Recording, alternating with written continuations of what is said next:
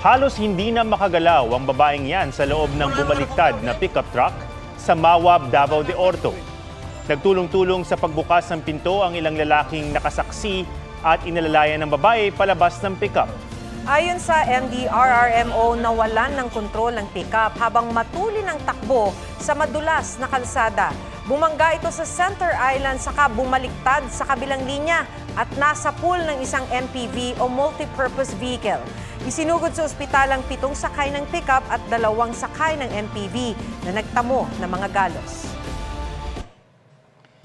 Posibleng maharap sa patong-patong na reklamo ang driver ng isang modern jeep na namahiya umano ng kanyang pasahero dahil sa timbang nito. Paalala ng LTFRB sa mga tsuper, bawal mamili ng pasahero. May report si Oscar Oida. Sige po! Baba kayo. Sige! Baba! Hiyang-hiya raw si Joy nang pababain ng driver ng sinasakyan niyang jeepney na biyahing Baclaran Sukat sa Parañaque noong Biyernes. Ang dahilan daw ng driver, ang kanyang timbang. Nag-alok pa nga raw si Joy na doblehin ang kanyang bayad, pero pilit pa rin siyang pinabababa ng tsuper. Nagreklamo si Joy sa LTFRB kanina. Pinagbintangan na po nila ako na ako daw po yung nakasakay po sa jeep nila. Dati na-flatan po, tapos bumaba daw po ako kasi mapaflatan na naman daw po sila ng jeep. Ang gulong po. Sobrang hiyang-hiya po ako kasi hindi naman po porket mataba po ako. Kailangan po akong ganun ni driver. Sabi ng LTFRB, padadala nila ng show cause order ang inireklamong driver, pati ang operator nito para magpaliwanag. Posible raw silang maharap sa paglabag sa terms and conditions ng prangkisa, tulad ng unjust discrimination at kakulangan ng courtesy. Base dun sa statement mo kung ano yung mga violation titingnan natin. And then pwedeng patong-patong na yung magiging violation. Kasi naka-enumerate naman dun sa terms and conditions ng CPC na ito dapat nung susundin nila. So, pag pumasok doon sa mga ginawa niya sa inyo, pwedeng mas marami pa nating ma-impose na penalty. Paalala ng LTFRB sa mga tsuper ng mga pampublikong transportasyon. Bawal po tayong mamili ng pasahero. Public service po, serbisyo po ang ihatid natin sa ating mga commuters. At higit sa lahat, wala po dapat na namamahiyain na public spaces. Oscar Oida, nagbabalita para sa GMA Integrated News. Nabalot ng tensyon ng pagsisilbi ng mga warrant of arrest laban kina Pastor Apollo Kibuloy at 5 iba pa sa Davao City. Binomba ng tubig ng mga taga-suporta ni Kibuloy ang mga pulis na gumamit ng hagdan para maakyat ang bakod ng Kingdom of Jesus Christ compound. Giit ng mga taga-suporta, walang iprinisentang dokumento ang mga pulis. Kumalma ang sitwasyon nang tumawag ang abogado ng KOJC kay dating Pangulong Rodrigo Duterte na nagsisilbing administrator ngayon ng KOJC. Ipinarinig ang tawag kung saan sinabi ni Duterte na papasukin ang mga pulis. Pinayuhan din ni Duterte si Kibuloy na sumuko ng mapayapa.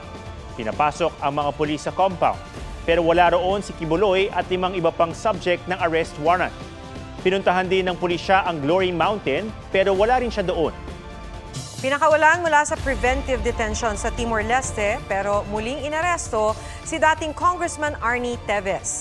Yan ang paglilinaw ng Department of Justice kasunod ng pahayag ni Attorney Ferdinand Topacio na pinalaya na ang kanyang kliyente. Ayon daw sa counterpart ni Topacio sa Timor-Leste, ginawa ng wala sa oras at hindi alinsunod sa international law ang hiling na extradition ng Pilipinas. Pero paglilinaw ng DOJ, misleading at irresponsable ang mga pahayag ni Topacio.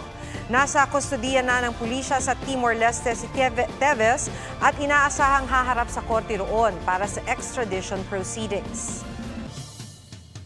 Nag-swimming kasama ang mga kaibigan ng madikitan ng Dikya ang isang 13 taong gulang na lalaki sa Bao, Camarines Sur. Nasawi ang binatilyo matapos malaso ng box jellyfish. Itinakbo sa ospital ang biktima pero hindi na umabot ng buhay. Muli namang nagpaalala ang Bureau of Fisheries and Aquatic Resources ng Bicol sa publiko na mag-ingat sa paliligo sa dagat dahil may mga jellyfish pa rin kahit tag-ulan na.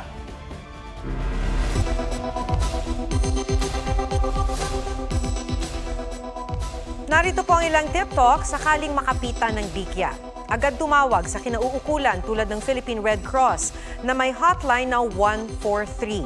Hugasan o ibabad sa suka ang bahagi ng katawan na may jellyfish sting sa loob ng 20 minuto para matanggal ang sakit. Alisin ang mga naiwang galamay ng jellyfish kung meron man, mag-apply ng cold pack sa bahagi ng dinikitan.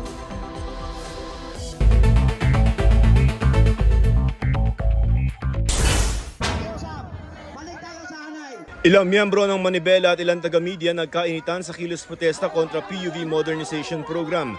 Radio reporters sinuntok umano dahil di nagustuhan ang pag-uulat kaugnay sa protesta. Itinanggihan ng kasama sa protesta. Hinihinalang uniforme ng sandalong Chinese na tagpuan sa loob ng Porac Pogo Hub. Porac Mayor Jaime Capil itinanggi namang protector siya ng Pogo. Hindi rin daw siya nagbigay ng permit sa Lucky South 99 na operator ng nireid na Pogo noong nakaraang linggo. Iginit niya ring hindi kanyang lupang kinatatayuan ng illegal na Pogo. Lumobong gastos sa pagpapatayo ng bagong gusali ng Senado, pinarerepaso muna ng Senate President Chisa Escudero. Pension Booster Program kung saan maaring umabot sa hanggang 7.2% ang taunang return rate inilunsad ng SSS. Joseph Morong nagbabalita para sa GMA Integrated News.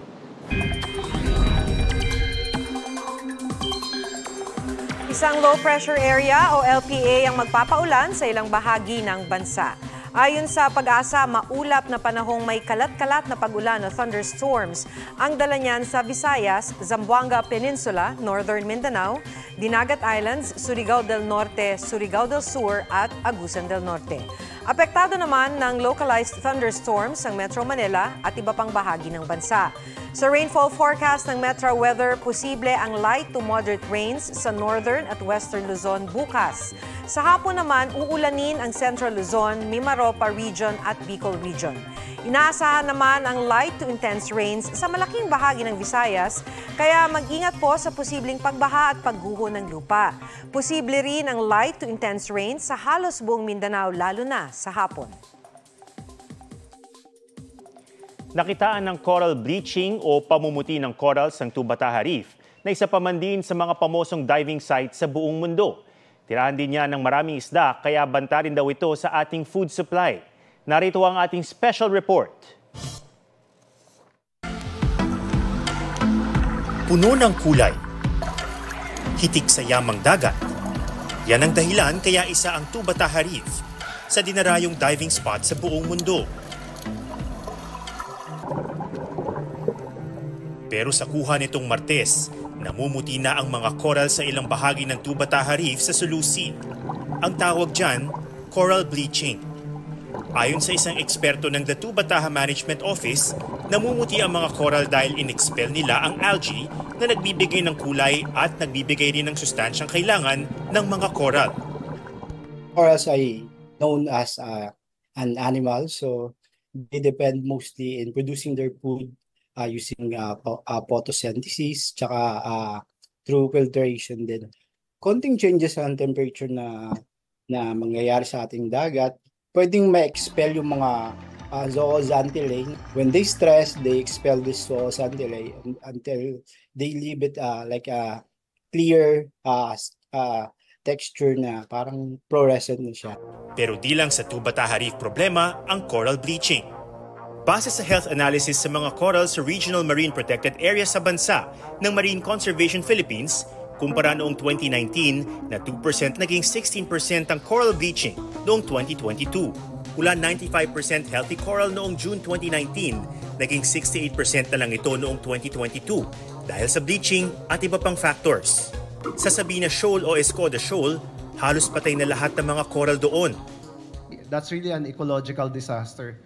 Sa Pag-asa, we saw a lot of degradation then. In the West Philippine Sea now is really in a very alarming and severely degraded states.